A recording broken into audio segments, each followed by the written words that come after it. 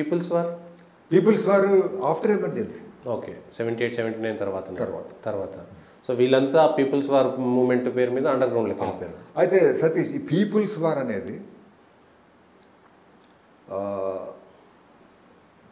నిజాం టైంలో communist party ఉద్యమం ఉండే కదా, నిజాంకు వ్యతిరేకంగా రైతాంగ పోరాటం, దాన్ని పీపుల్స్ వార్గా వాళ్ళు పీపుల్స్ వార్ అనే వర్డ్ అప్పటి నుంచే యూజ్ చేయడం మొదలుపెట్టినారు.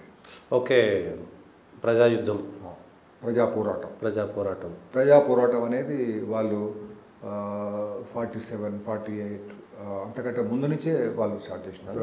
48లో నిజాం సరెండర్ తర్వాత వాళ్ళు ఆర్మ్స్ సరెండర్ చేయలేదు. అవును, 52 దాకా ఆర్మ్స్ అట్లనే పెట్టుకొని ఉన్నారు. 52లో అందుకే వాళ్ళు కమ్యూనిస్ట్ పార్టీ బ్యాన్ అయింది కాబట్టి పీడిఎఫ్ పేరు మీద ఎన్నికల్లో పోటీ చేసినారు. ఆ టైంలో వాళ్ళ ఆ సంస్థ యొక్క పేరును పీపుల్స్ వార్ లాగానే ట్రీట్ చేసేది. అదే పేరును 71, 72 తర్వాత స్టార్ట్ చేసేది క్రమంలో ఉండొచ్చు. ఆర్ఎస్యు, పిడిఎస్యు స్టార్ట్ చేసినారు. బట్ 70 కానీ 75లో ఎమర్జెన్సీ వచ్చేసరికి ఆ 2-3 సంవత్సరాల కాల వ్యవధిలో అది అంతగా యాక్టివిటీలో పోలే. ఎమర్జెన్సీ తర్వాత మాత్రం ఒకేసారి యాక్టివిటీని చాలా పెద్ద ఎత్తున వాళ్ళు నిర్మాణం చేయగలిగారు. దాంతోనే గ్రామీణ ప్రాంతాల్లో, పేద వర్గాల్లో కొంత చొచ్చుకుపోగలిగారు. అది నిర్విధాంశం, అది దాన్ని మనం కాదనిలేం. డెఫినెట్గా 80sలో పూర్తిగా ప్రజలంతా ఆ వైపు 81, 82, 83 భయంకరమైన పరిస్థితి. అసలు 2000 వరకు కూడా 98, 99 వరకు కూడా బాగానే కంటిన్యూ అయింది. తర్వాత ఇంకొకటి ఏమైందంటే 99 వాజ్పేయి సర్కార్ వచ్చిన తర్వాత దేశంలో, లేదా 91 పివి నరసింహరావు వచ్చిన తర్వాత అట్లా కూడా అనడానికి లేదు సతీష్. ఏమైపోయిందంటే మన దగ్గర ముఖ్యంగా దేశంలో ఒక ప్రభుత్వం, రాష్ట్రంలో ఇంకో ప్రభుత్వం. ఈ ప్రభుత్వాలు మారినప్పుడల్లా వీళ్ళకు అనుకూలంగా రాజకీయ పార్టీలు మాట్లాడే పరిస్థితి. పీపుల్స్ వారు గ్రూప్ చేసే కార్యక్రమాలు సరి అయినాయే, మేము నిషేధం ఎత్తివేస్తాం. అంతకుముందు ఉన్న ప్రభుత్వానికి వ్యతిరేకంగా వాళ్ళ సహాయ సహకారాలు పరోక్షంగా వాళ్ళు ప్రత్యక్ష ఎన్నికల్లో పాల్గొన్నారు. కానీ వాళ్ళ యొక్క సానుభూతి పొందేందుకు కొరకు వాళ్ళకి అనుకూలంగా మాట్లాడేవాళ్ళు.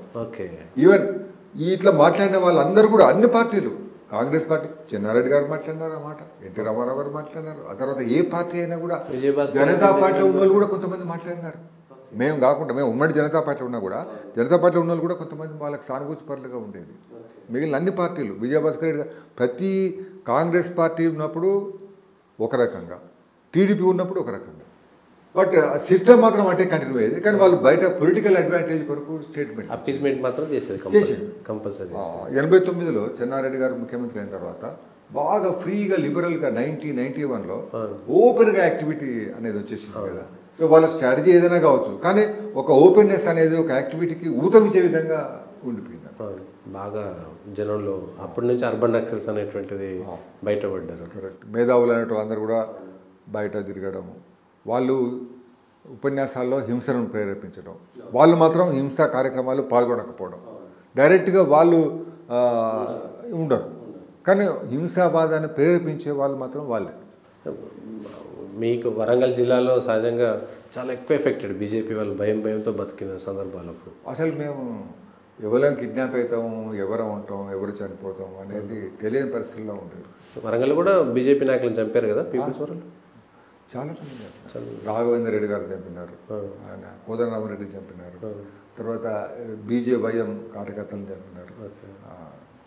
చాలామంది, అంటే 10ల సంఖ్యలో కుటుంబాలు చిన్నభిన్నమైపోయినాయి. అసలు భయంకరమైన పరిస్థితిలో ఉన్నారు చాలా. అంతా తర్వాత అనేక మందిని తీసుకుపోయి కొట్టడం ఇబ్బంది పడడం, బాగా ఇబ్బంది పడ్డారు. తర్వాత వాళ్ళు ఏ రకంగా కూడా అధికారం అనుభవించేవాళ్ళు కాదు. అది విచిత్రం. అధికార దుర్వినియోగానికి పాల్పడేవాళ్ళు కాదు. అసలు అధికారం అనేది లేదు అసలు, ఈ రోజు దాకా లేదు తెలంగాణలో. అయినా సరే అధికారం కూడా అంటే వాళ్ళు సిద్ధాంతపరంగానే మమ్మల్ని శత్రువులుగా భావించి మమ్మల్ని మెయిన్గా టార్గెట్ చేయడమే ప్రధానమైన కారణం. అవును సార్. చాలామంది ఇబ్బంది పడ్డ కార్యకర్తలు ఆదుకుందా బీజేపీ?